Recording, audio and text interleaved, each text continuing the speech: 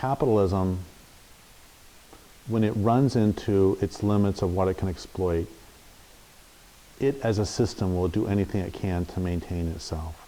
This includes destroying the land base completely, including the parts it had set aside.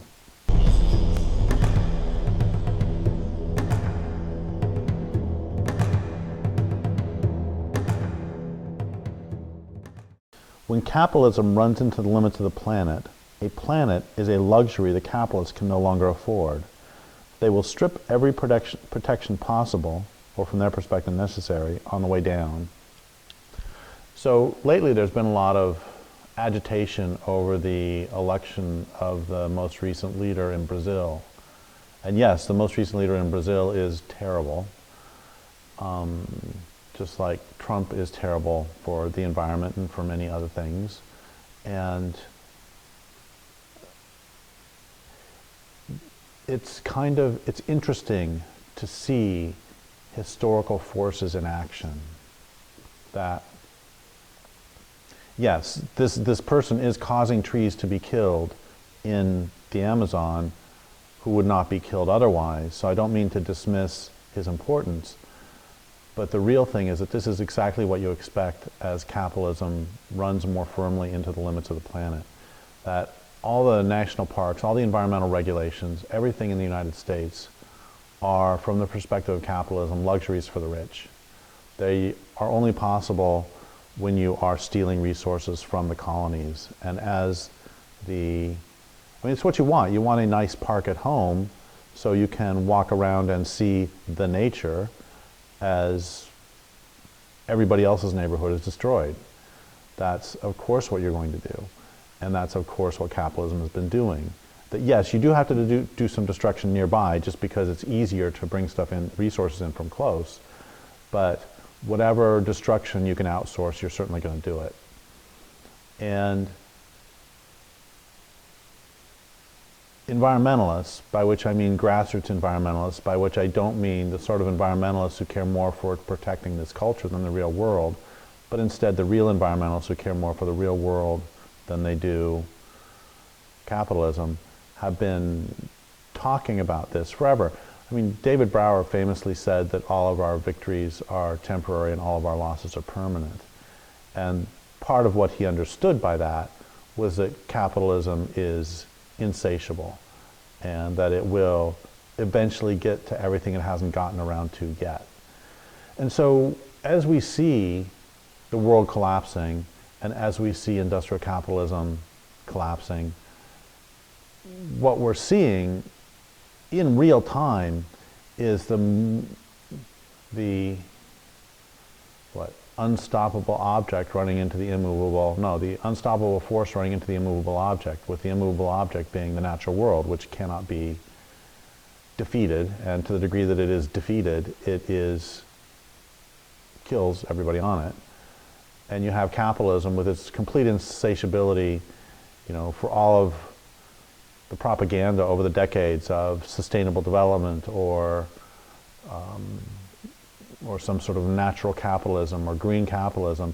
That's all just ways to keep us distracted as it continues to grind up the earth. So anyway, the president in the United States and the leader in Brazil are both precisely what we'd expect, and we're going to expect to see them everywhere in the world. Expect to see that expand, because the mindset that holds that, ultimately this is what you see in the bright greens too. This is why I can't get behind the whole Green New Deal, because it's not green at all. It's just more industrialism, and it's more,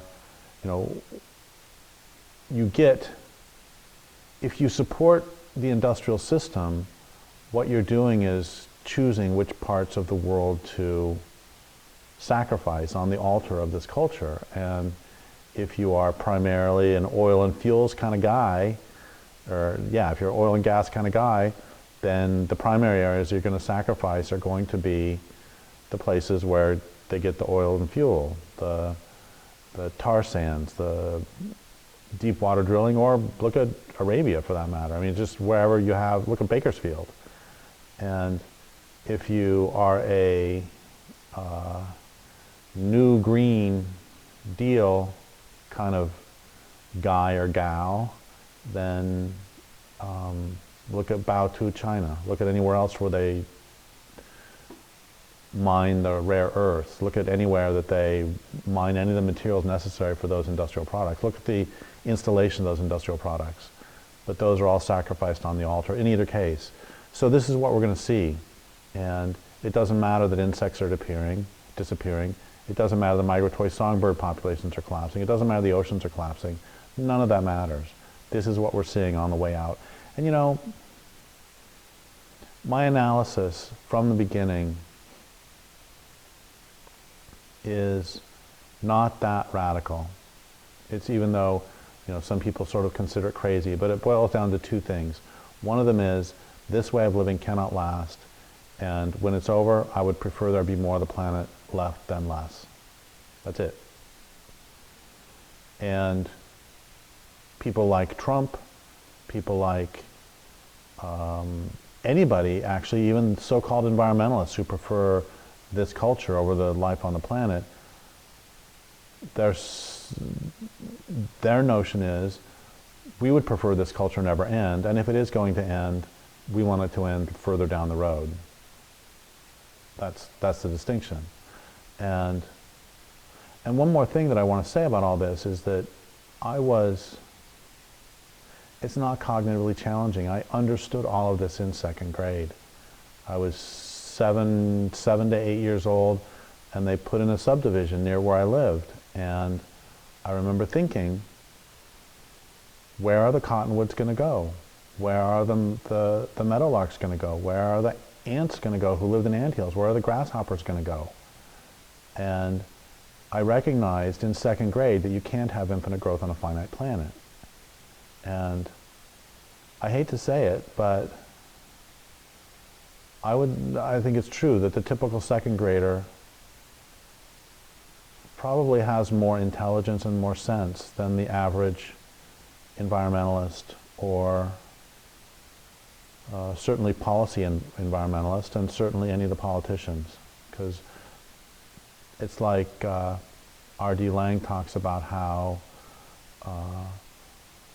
that through this culture's tremendous brainwashing, the hope is to turn children into imbeciles like ourselves with high IQs if possible.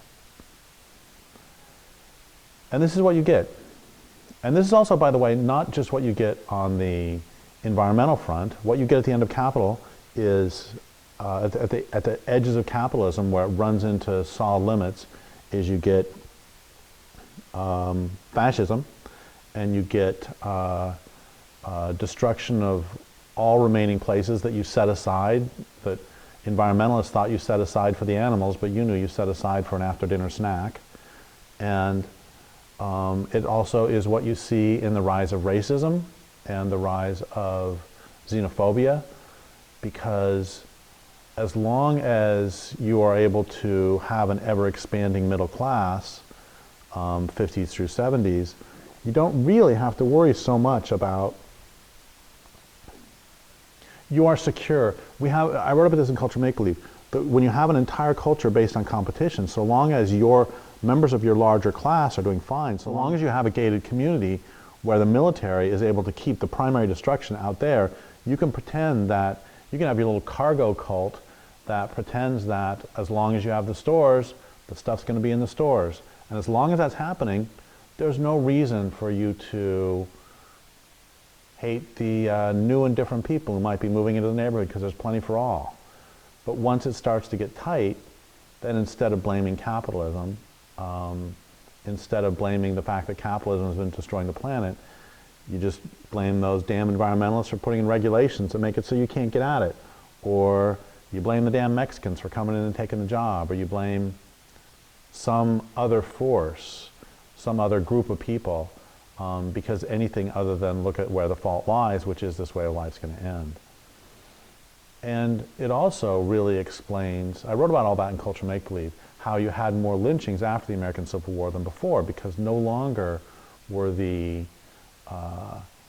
white people of the American South legally guaranteed the lives and labor of the Africans.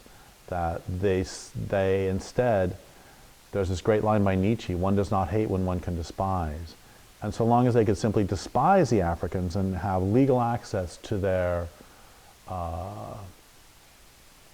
lives and labor, there was no need to lynch them. But as soon as they start to stand, as soon as that's threatened, then out comes the underlying rage.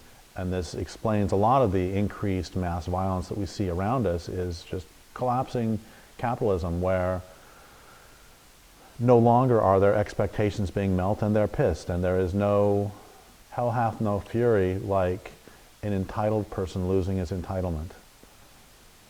And then also it explains a lot of the behavior of the left, where with our political correctness and our insistence on proper pronouns and on all this stuff that is utterly irrelevant on a material basis, because the left has long since relegated itself to complete uselessness for the most part. And if you can't change the actual material conditions of the world such that you can't stop the creation of haves and have-nots by capitalism, well, you want to maintain some level of effectiveness, right? And so sure as hell I'm going to make sure that somebody calls me by the proper name. And that's, you see this pretty consistently too, that when social movements against those divisions of class find themselves ineffective, they can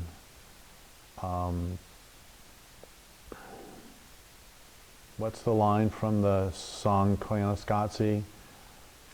They can flop around like rats in a flood, feeding on each other's guts and blood. So basically they can turn on themselves because they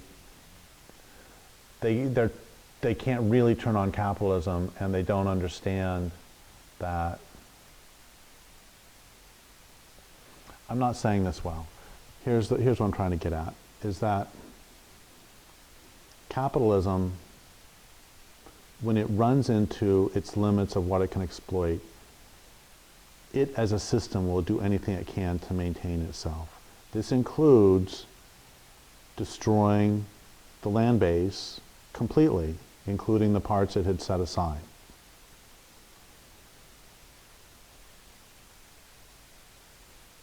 Those of us who, the image that always comes to my mind, and what we need to do, those of us who care about life on the planet, I don't really care about anybody else. Those of us who care about life on the planet, what we need to do, the image I think we need to take to mind, is that of a demolition crew in a city. That when they try to take out a building, because the building has to be demolished, they set the charges such that the building collapses in place and takes out as little life as possible.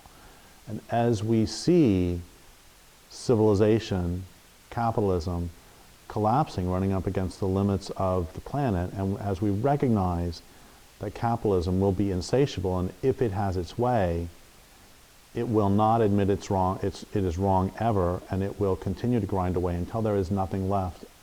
And so those of us who care should see this collapse of this ongoing, steady collapse of civilization as a good thing. And no, we should not use that as an excuse to hang back and just say, get the popcorn and watch it fall, because every day it continues as 200 more species driven extinct. So for those of us who care about life on the planet, what we should do is start to think like members of a resistance. And what we should do is attempt to think very hard and to place charges, these metaphorical charges of taking a building down in place. We should think about what we can do to help civilization come down faster and to come down in place.